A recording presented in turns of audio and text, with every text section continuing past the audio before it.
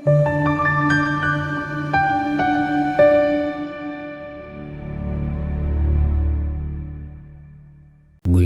kakhulu ukukhuluma nawe kama kuPastor Ningi channel iNyufliki esicela kuwena ukuthi inamba isenze kusuka ngo9 ekuseni la 5 ntambama kuphela.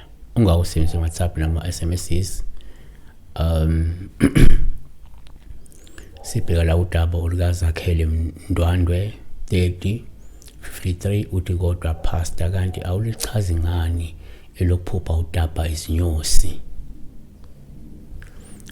Siyenzile video la sikhuluma khona nje ngamakhekhe inyosi, even though singazange sithi ukwakhipha ngoba ukwakhipha nokuba nawo ucishe kube similar. So sengithi angiyenzeke ivideo la khona nje sikhuluma osenzele ukuthi mhlawumbe for i-keyword right umuntu umephupha ekhipha inyosi amakhekhe inyosi noma itapa amakhekhe inyosi. Banye bathi ukutapa, abanye bathi ukukhipha, abanye bathi ukukhokha amakhekhe inyosi. Futhi ukhokha amakhekhe inyosi, ukukhipha amakhekhe inyosi, ukutapa amakhekhe inyosi is to extract honey, yabo. Yeah, it's either from whatever, ngabe from we box le khona laba kuma box khona avela naturally ezihlahleni, intabeni, emgodini etc, yabo, orodongweni.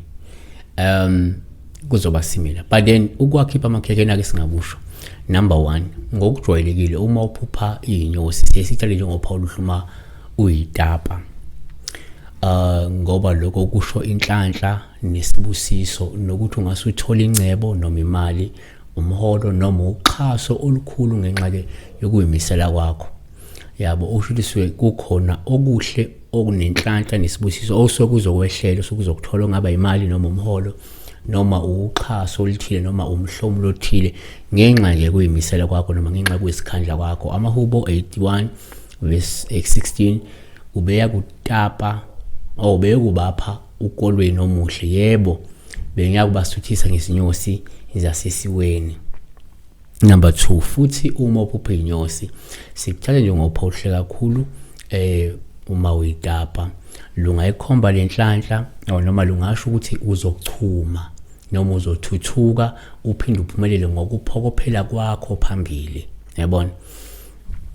Number 3, kwesinye isikhathi ke uma uphupha inyosi silokhu sikuthathe njengophawu luhluma uyitapa osuke lukhomba ulindele indaba ezinhle enezigcwele injabulo ezofika ngenxa yokuzikhandla nesibindi sakho.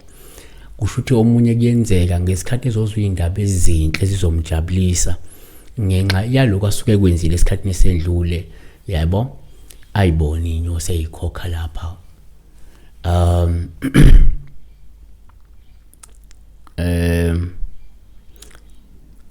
Samuel yokuqala verse 14 Samuel yokuqala chapter 14 verse 25, abantu bonke beze ehlathini kwakukhona izinyosi phansi. Kanti number 4, kuyenzeka futhi uma uphupha inyosi kuba uphawu luhluma uzitapa awusuke nje likhomba ukuthi izinto zingase zikhambele kahle empilweni, ngahle uthola umvuzo omuhle owulindele kuloko okwenza empilweni. So if you're gonna reap what you sow, then ungayibona ilona kusho ukuthi lento uzothola inzuzo nomvuzo omuhle ngaloko sokukwenza noma izinto zizokhambela kahle empilweni. Abahluleli 14 verse 9 wazitapa ngezandla zakhe wahamba.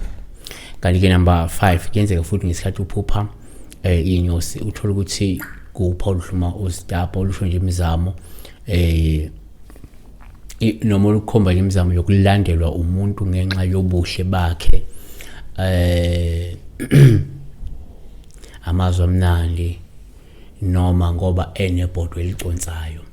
Okusho kungenzeka lezi inyosi uzikhiphe lapha kanti lento isikhomba imizamo yakho yokulandela umuntu ngenxa yokuthi unqenqa ubuhle balwa muntu noma unqenqa amazwi amnandi awakhulumayo, yabona, noma ke izinkulumo zakhe uyazithanda, yabona, noma ke lo muntu ume kahle unebhodwe eliconsayo, ubese lokumlandela wena mhlobo igcine kuqoma bese kube ngathi wena umuntu otapa lezi inyosi kanti uyindoda ekade lokho igadleze iloku igale njalo kulwa muntu ngenxa yokuthi mhlawumbe muhle noma ngenxa yokuthi ukhuluma kahle noma ngenxa yokuthi uconsa nebhodwe eliconsa. Isaka 5 verse 3, ngokuba-ke izindebe zowesifazane ondindawo ziconsa-ke izinyosi umlomo wakhe ubushelelezi onamafutha. Siyabonga-ke besibheka la ukukhipha iy'nyosi, ukutapha iy'nyosi, ukukhokha iy'nyosi, ukukhokha amakhekhe ey'nyosi. Kuhle kakhulu, siyabonga. Siwe ni pasi na matuleba